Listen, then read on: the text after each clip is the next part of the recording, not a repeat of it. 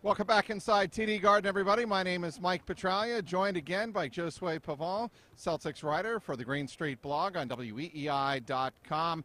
The Celtics take care of business again. This is game 2 of the 6-game homestand, the season-long 6-game homestand, and the Celtics really outlasted the Indiana Pacers. I think Josue was the story of the night, 109-100. The Celtics in this game really played back and forth, I thought, in the first half with Indiana. Kind of let the taller, more physical Indiana team hang around. Celtics really held their own for the most part, rebounding the ball, but did not take care of the ball in the first half. They kind of flipped the switch in the second half, as Brad Stevens alluded to after the game in his press conference. They took better care of the ball, but it seemed like Lavoy Allen was getting every loose ball rebound, especially in the fourth quarter as Indiana made a charge. But in the end, the Celtics take care of business. They get the 109-100 win. Your biggest takeaways from this victory? Who is the player of the game in this one, Trags? And this is, I mean that in a good way. I mean, it could be Avery Bradley. It could be Isaiah Thomas. It could be Kelly Olynyk. It could be Jay Crowder. Could be Al Horford. It could be Al Horford. I mean, every one of those guys played a part in this one. And I feel like when you have a team like that where everyone's doing their part, right, it is so hard to beat the Celtics when they're playing that well. Yeah, the Celtics certainly, almost scoring 40 points in the third quarter was obviously the biggest story. And that was certainly where they sort of took control of the entire game. Right. But you can say towards the end of that second quarter when they grabbed that 7-point lead that they sort of found their rhythm. You know, you had Paul George going off. He had 14 first half points, finished with 28 through 3 quarters, so he was certainly keeping them in it. But if without Paul George, I think this Celtics game, this game would have been a wrap by the end of the third quarter. You know what I mean? Like, that's how good all those guys were playing that I just mentioned. And then you have the supporting cast, guys like Tyler Zeller coming off the bench, guys like, again, to mention Kelly Olynyk. What a game for Kelly Olynyk. I mean, a guy who finished with the plus-minus, 18 plus-minus, right. 12 plus-minus. He was just doing a little bit of everything, setting screens, finishing down low, doing defensive stops. I mean, this is just a very impressive win for the Celtics team as they continue to ride on this momentum. Well, it's interesting that you point out about it was nice to see somebody else besides Isaiah Thomas really get it done in the fourth quarter, because Bill Doyle of the Worcester Telegram and Gazette actually opened the press conference, as he always does with Brad Stevens after the game, saying and asking Brad Stevens, how nice was it to see somebody else besides Isaiah Thomas start to really step forward late in games. And today it was obviously Al Horford. It was Kelly Olynyk.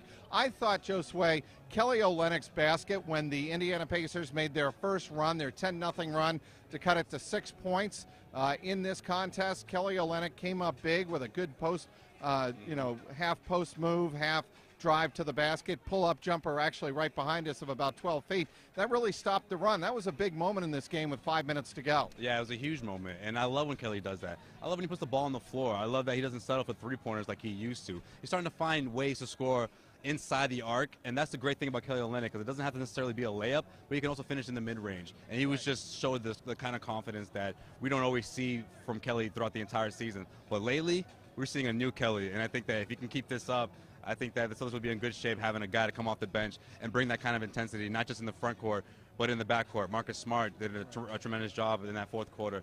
Everyone was getting involved. I mean, this 9-man rotation, there wasn't one guy that didn't do a part in pulling in this victory for the Celtics. Going back to Kelly Olynyk for a moment, I was talking to Steve Bulpett of the Boston Herald about Kelly Olynyk, and he said to me, Mike, you know what's interesting about Kelly Olynyk? When the assertive Kelly Olynyk shows up, he's a weapon. When the passive Kelly Olynyk shows up, he might as well just sit on the bench the whole game. Well, certainly, it was the assertive Kelly Olynyk that showed up today. Steve Bulpett asked Brad Stevens after the game about exactly that point. And you know what Brad Stevens said, Josue? He said that we're going to need that Kelly Olynyk, and we have every belief that Kelly Olynyk will be a very good player for us coming down the stretch and in the playoffs. Yeah, Stevens knows exactly that Kelly Olynyk that Steve Bulpett is alluding to.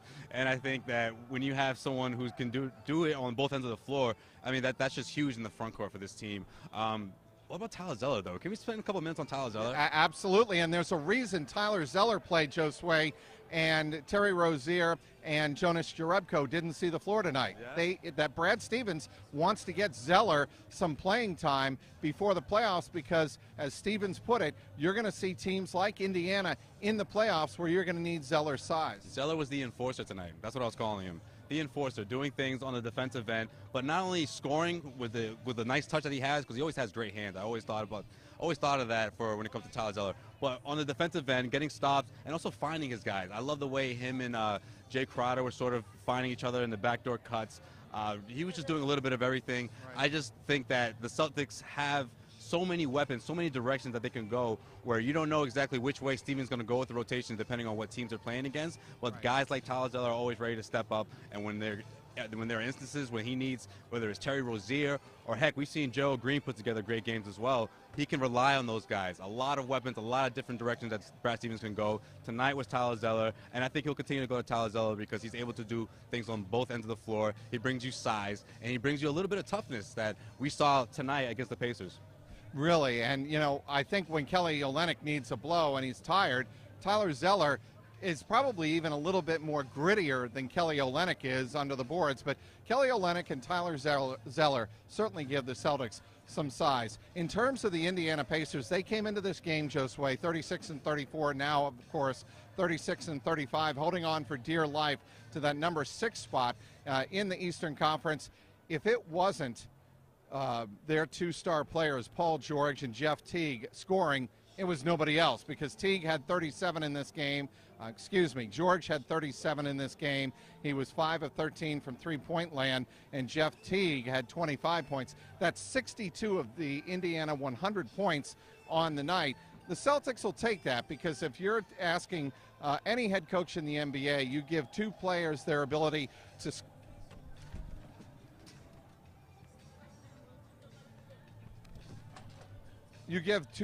the ability to score there, and really contain everybody else. You'll take that every day. Well, one of the biggest concerns coming into this one was Miles Turner. Miles Turner is a very aggressive down low, can grab rebounds, can of course score down there. But you look at what the Celtics did throughout the entire game, there was someone that was taking it to Miles Turner every single time. Right. One of those guys just happened to be Kelly Olynyk. There was one play where he took it right to his chest, got the layup, and Miles Turner was sort of surprised about that. He was like, wait a minute, I thought this guy, I thought I could control this guy. Not so much. He surprised him. Took him to the hole.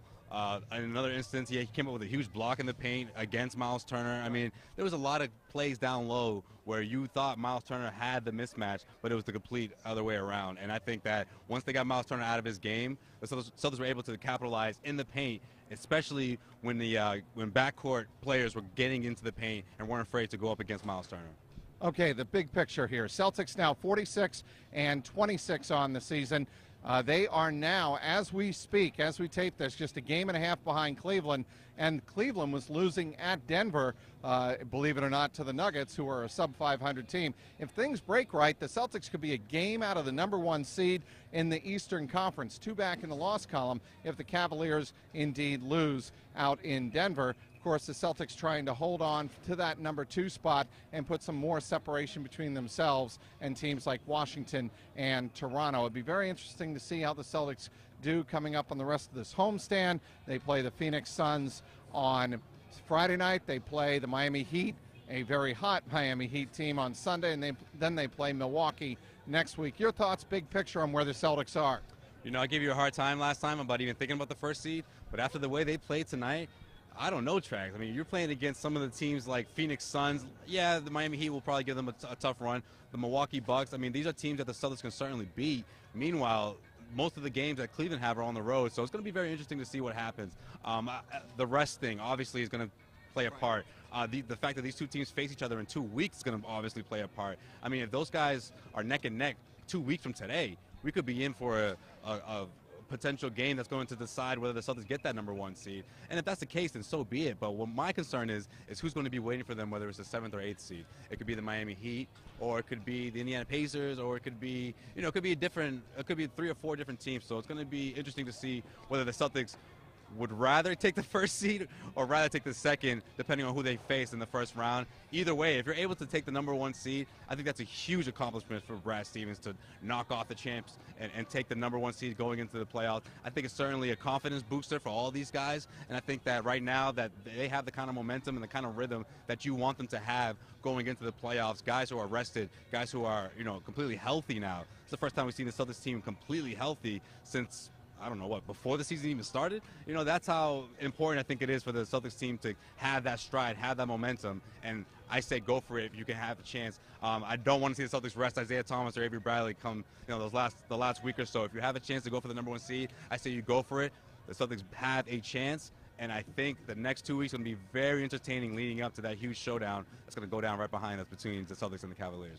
All right, that'll be a wrap here from TD Garden on Wednesday night. The Celtics take care of business. They improved to 46-26 on the season with a 109-100 win over Paul George and the Indiana Pacers. Follow all the coverage on the Green Street blog. Josue Pavon, my partner here in crime, will have you covered on the Green Street blog. And, of course, we'll have you covered on WEEI.com as well. That'll be a wrap from inside TD Garden. For Josue Pavon, I'm Mike Petraglia, WEEI.com.